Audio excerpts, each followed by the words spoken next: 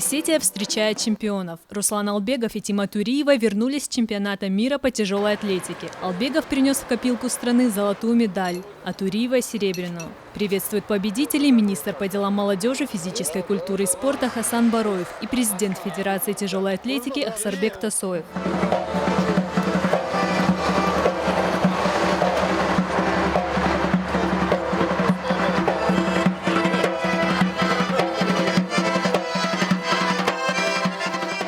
Чемпионат мира по тяжелой атлетике проходил в Алмате. Албегов показал высокий результат и оказался на голову сильнее своих соперников. Осетинский спортсмен выступал в самой тяжелой весовой категории – свыше 105 килограмм. По сумме двух упражнений он показал результат 462 килограмма. В рывке штангист поднял 210 килограмм, а в толчке – 252. Таким образом, Албегов стал двукратным чемпионом мира и подтвердил завоеванный ранее титул самого сильного человека планеты. Самое сложное было подготовка.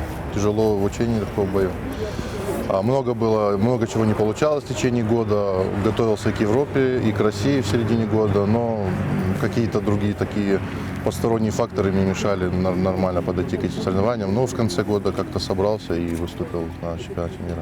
Тяжелоатлетка Тима Туриева показала результат 252 килограмма. Она взяла 112 килограмм в рывке и 140 в толчке. В медальном зачете чемпионата российская команда заняла 4-е место. Всего спортсмены завоевали 6 медалей, по 2 золотые, серебряные и бронзовые награды. Мадина Сханова, Тимур Мазаев, Алан Гасанов, Осетия ТВ.